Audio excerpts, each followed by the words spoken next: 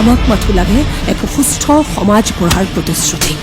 We'll start our mission from tomorrow.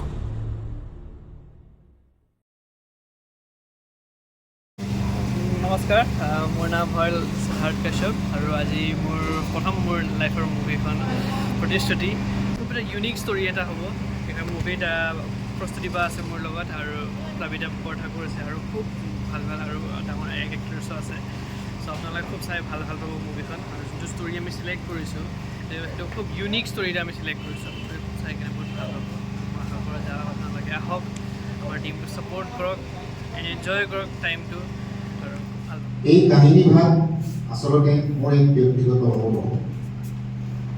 আপোনালোকে সকলোৱে জানে যে বৰ্তমান অসমত নৱপ্ৰজন্মৰ মাজত যি ড্ৰাগছৰ প্ৰয়োগ হৈছে, যি আমাৰ সমাজখন ধ্বংস কৰিছে, এই ড্ৰাগছৰ কবলৰ পৰা আমাৰ নৱপ্ৰজন্মই কেনেকৈনো আঁতৰি থাকিব পাৰিব, সেইখিনি মই নিজকে সেই নৱপ্ৰজন্মৰ সেই বয়সটোলৈ লৈ গৈ নিজকে তুলনা কৰিছোঁ। কথাছবিখনত চেষ্টা কৰা হৈছে যে এটা যাতে সকলোৱে আমোদো পায়, গতিকে তেনেধৰণে এটা কাহিনী বনাবলৈ প্ৰয়াস কৰিছোঁ। ড্ৰাগছৰ ইমান এটা মাৰাত্মক ব্যাধি, সেই ব্যাধিটোৰ বিৰুদ্ধে বহুত সজাগতা সভাও হৈছে বিভিন্ন ধৰণৰ মাধ্যমত। আমি কৈ আছোঁ, আমি দেখি আহিছোঁ। কিন্তু মই ভাবোঁ চিনেমা বা থিয়েটাৰ বা নাটক এইখনৰ খুব ভাল মাধ্যম, যাতে সমাজলৈ আমি এটা বাৰ্তা পঠিয়াব পাৰোঁ। এই ছবিখনো এজন ল'ৰাৰ ড্ৰাগছ এফেক্টেড হ'লে মানসিক অন্তৰ্দণ্ড কেনেকুৱা ধৰণৰ হয়, পৰিয়ালৰ কথা কেনেকুৱা ধৰণৰ হ'ব, বন্ধু মহলৰ কেনেকুৱা ধৰণৰ অৰিহণা থাকিব, বা তাক ঘূৰাই অশুদ্ধ পথলৈ ঘূৰাই অনাৰ ক্ষেত্ৰত কি কি পথ আমি ল'ব পাৰোঁ, এনেধৰণৰ বিষয়বস্তু লৈ এখন কমাৰ্চিয়েল ছবি নিৰ্মাণ কৰা হৈছে মথুৰ আৰ্ট চিনে আৰ্ট প্ৰডাকশ্যনে। আৰু তাতে খুব যথেষ্ট সংখ্যক নপুৰণি শিল্পীৰো সমাৱেশ ঘটিছে। প্লাবিতা আছে, অসমৰ ছোৱালী খুব ভাল কাম কৰি আছে বম্বেত। আৰু মই মোৰ ভাল লগা এটা চৰিত্ৰ ৰূপায়ণ কৰিছোঁ আৰক্ষী বিষয়া এগৰাকী। আৰু চাওঁতেও খুব ভাল লাগিছে ছবিখন, যেতিয়া ৰাফলি স্ক্ৰীনিং কৰিছোঁ। ভাল ছবিখন চিনেমা এখন প্লেন কৰিবলৈ কাৰণে কৰিবলৈ সহজ, ভালকৈ প্লেন কৰি ভালকৈ কৰাটোহে টান। চিনেমা কৰিম বুলি ক'লে কৰাটো বৰ সহজ, আৰু বহুত চিনেমা তেনেকুৱা দেখাও যায় যে হঠাৎ মানুহে প্লেনিং কৰে, আজি ভাবিলে কাইলৈ চৰিত্ৰ নিৰ্বাচন কৰিলে, পৰহিলে কেমেৰা বুক কৰে, তাৰ পিছদিনা শ্বুটিং আৰম্ভ কৰি দিলে। চিনেমা তেনেকৈ নহয়। চিনেমা এটা খুব বহুল প্ৰক্ৰিয়া এটা। গতিকে যি সেই বহুল প্ৰক্ৰিয়াটোত সোমাই বা যি ৰিচাৰ্চ কৰে, যি অনুধাৱন কৰে বিষয়বস্তু বা কি কৰিব বিচাৰিছে, যাৰ প্ৰতি সচেষ্ট, তেওঁলোকেহে এখন ভাল ছবি নিৰ্মাণ কৰিব পাৰে বুলি মোৰ বিশ্বাস। আটাইতকৈ গুৰুত্বপূৰ্ণ সমস্যাটো হৈছে এই ড্ৰাগছৰ বেমাৰ। এই ড্ৰাগছৰ বেমাৰটো এনেকুৱা এটা বেমাৰ য'ত একেবাৰে ল'ৰা ছোৱালীসমূহক আইচলেটেড কৰি পেলাই দিয়ে, আঁতৰাই লৈ গুচি যায় নিজৰ নিয়েৰ যিখিনি মানুহ থাকে, পিতৃ মাতৃ হওক, আমাৰ চাৰিওফালে যিমানখিনি মানুহে আমাৰ কথা চিন্তা কৰে, সেই মানুহখিনিৰ পৰা আমাক একেবাৰে ল'ৰা ছোৱালীবোৰক আঁতৰাই লৈ গুচি যায়। আমি যেতিয়া কিশোৰ আছিলোঁ বা আমি যেতিয়া যৌৱনত ভৰি দিছিলোঁ, তেতিয়া ইমান বেছি প্ৰয়োভৰ চাগে নাছিলে, কাৰণ আমাৰ সামাজিক অভিভাৱক বহুত আছিলে।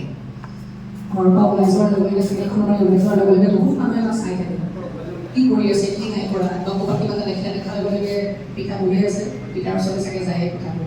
কথাবোৰ আচলতে খুব সময়ত খুব গুৰুত্বপূৰ্ণ বিষয় হিচাপে আমাৰ মনত ঠাই পায়। বাকী সচেতনতাটো আমি কোনোবা এটা অনুভৱ কৰোঁ যে কি হ'ব, সমাজখন কোনফালে গৈ আছে। যদি এনেকুৱা ধৰণৰ বিষয়বস্তু লৈ এখন চিনেমা হওক, নাটক হওক, থিয়েটাৰৰ ড্ৰামা হওক, সেইবোৰ খুব গুৰুত্বপূৰ্ণ মাধ্যম। সেই মাধ্যমৰ যোগেদি, কাৰণ আজিকালি উপদেশ কোনো নুশুনে। যদি কওঁ যে এইটো বেয়া বুলি, সেই উপদেশটো ঘপককৈ মানি কোনেও নলয়, যেতিয়ালৈকে অনুভৱ নকৰিব তেওঁলোকে নিজে। গতিকে এনেধৰণৰ চিনেমা বা নাটক খুব এটা গুৰুত্বপূৰ্ণ মাধ্যম, যাৰ যোগেদি কিনো হয় আচলতে, কিয় নহয়, হ'লেনো কি হ'ব, নহ'লেনো কি হ'ব, এনেকুৱা ধৰণৰ কথাবোৰ উত্তৰবোৰ দিবলৈ বৰ সহজ হয়। এই চিনেমাখনত বহুত শিল্পী কলাকৰ্মীৰ সমাৱেশ ঘটিছে। প্লাবিতা আছে, আপোনালোকে নামটো ক'বলৈ পাহৰি গ'ল।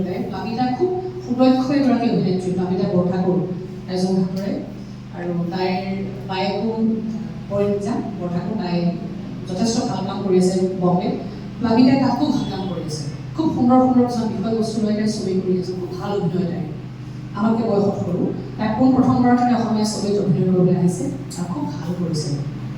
আমাৰ উদীয়মান অভিনেতা সিদ্ধাৰ্থ আছে, সিও খুব ভাল অভিনয় কৰিছে, টান সাংঘাতিক চৰিত্ৰটো যিবোৰ চৰিত্ৰটা ৰূপায়ণ কৰিছে। আৰু তাৰ লগতে আমাৰ হাজৰিকা দেৱাসী যোৰহাটৰ সন্তান আমি আটাই দেখিয়ে থাকোঁ ময়ো অনুৰাগী তেখেতৰ অভিনয়ৰ খুব অলপ আনকমন চৰিত্ৰত অভিনয় কৰিছে গতিকে এই যে সকলোৰে সমাৱেশ ঘটিছে ছবিখন মই যেতিয়া ডাবিং কৰিছোঁ তেতিয়া অৱশ্যে অনুষ্ঠিতকৈ ৰাস্তাটো চাইছোঁ এখন ভাল ছবি হৈছে আৰু ছবিখনৰ যিটো বিষয়বস্তু সেই বিষয়বস্তুটোৱে মানুহক চুব আৰু ৰাজুল বৰুৱাদেৱক মই ধন্যবাদ জ্ঞাপন কৰিছোঁ কাৰণ বিষয়বস্তুলৈ তেওঁ ছবি এখন কৰিবলৈ আগবাঢ়ি আছে সেই খবৰ আগতে কৰিছিলে আৰু তেওঁ খুব নিষ্ঠাৰে খুব মানে সূক্ষ্মভাৱে কামবোৰ যুঁজি থাকিবলৈ চেষ্টা কৰে যুঁজাৰ আৰু তেওঁ এজন ছবিখন কৰি থাকিলেও মই মন কৰিছোঁ বিভিন্ন ঘাট প্ৰতিঘাত গৈছে মই এখন থিয়েটাৰ চলি আছে তাৰ মাজত গৈ পেলাই তেওঁ বালিপাৰা আছিলে তেজপুৰ থিয়েটাৰ চলি বালিপাৰাই লৈ গৈছে ইউনিটটো এটা সৰু চিটুৱেশ্যন অভিনয় নকৰে বহুত প্ৰযোজকে মানে কাৰণ অসমীয়া চিনেমাখন প্ৰযোজনৰ কেইটাবা ঘূৰি আহিব সেইটো ডাঙৰ প্ৰশ্ন হ'ব গতিকে বহুতো ভয়ো খাব কাম কৰিবৰ কাৰণে তেওঁ কিন্তু সেইটো ভয় নাথাকে তেওঁ ভাল ছবি এখন কৰাৰ পৰা হেঁপাহ গতিকে সেই যে হেঁপাহটো থাকিব সেই হেঁপাহটো আছে আৰু সেই হেঁপাহটোৱে কিন্তু ফলশ্ৰুতিটো প্ৰতিশ্ৰুতি হৈ ওলাব গতিকে মই শুভেচ্ছা জনাইছোঁ যিসকল আছে ছবিখনৰ লগত আমি জড়িত হৈ আছোঁ আপোনাকে শুভেচ্ছা জনাইছোঁ 24 মে'ত অসমৰ চিত্ৰদুৰ্গলৈ আহি আছে আৰু দিল্লী আৰু বেংগলোৰত ৰিলিজ হ'ব বম্বে নহয় দিল্লী আৰু বেংগলোৰত অসমীয়া বহুত মানুহ আছে তেওঁলোকৰ মাজত এই ছবিখন এটা খুব ভাল সৃষ্টি যে ড্ৰাগছৰ যি ভয়াৱহতা বা আমাৰ নতুন প্ৰজন্মক ধ্বংস কৰাৰ দিশে যি মানে আগবাঢ়িছে ড্ৰাগছে আৰু সেই বিষয়বস্তুটোৰ ওপৰত আমাৰ ৰাতুল বৰুৱাদেৱে এখন চলচ্চিত্ৰ খুব সুন্দৰ চলচ্চিত্ৰ যি নতুন প্ৰজন্মই হওক বা বিভিন্ন প্ৰজন্মই হওক বা অত্যাধুনিক যি যুগ আছে তাৰ লগত সংগতি ৰাখি এই প্ৰতিশ্ৰুতি ছবিখন নিৰ্মাণ কৰিছে আৰু যিখন ছবিত বলিউড আৰু অসমৰ শিল্পীয়ে ইয়াত বিশেষভাৱে তেওঁলোকৰ অৰিহণা আগবঢ়াইছে তেনে এখন ছবি যোৰহাটৰ পৰা নিৰ্মাণ হোৱাটো আমাৰ বাবে গৌৰৱৰ কথা আমি আশাবাদী যে অসমীয়া ছবি উদ্যোগৰ ইতিহাসত প্ৰতিশ্ৰুতিয়ে বিশেষ তাৎপৰ্য বহন কৰিব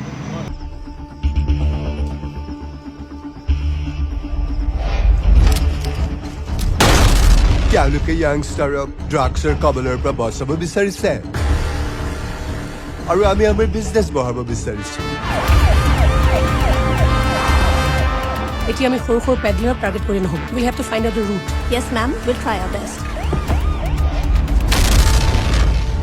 প্ৰথমতে নিজকে ভাল পাবলৈ শিকা তাৰ পিছত আনক ভাল পাব শিকিবা বৰবাদ হৈ যাবি তই এনেকে ময়ো তাকে বিচাৰোঁ তোমালোকে কি কৰিছিলা বাৰ্থডে পাৰ্টি নে কিটি পাৰ্টি আপোনালোকে তাক ছাপোৰ্ট কৰক যেনেকৈ আপুনি নিৰী মানুহক গুলি খুৱাই আৰু নিজে খেজুৰ খাওক তাৰ ওচৰলৈ কোনোবা মানুহ গ'লে সি কামুৰিবলৈ সি আৰম্ভ কৰা হ'ল জনা নজনাকৈ মৰমবোৰে ভাল পোৱা হৈ যায় নিবি মোৰ কাৰণে মৰমো তুমি আৰু ভাল পোৱাও তুমি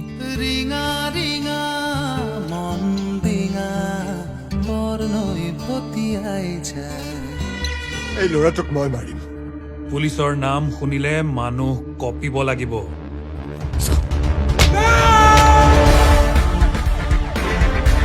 যদি দৰকাৰ হয় প্ৰত্যেক দিনাই এটা এটা এনকাউণ্টাৰ হ'ব That's all.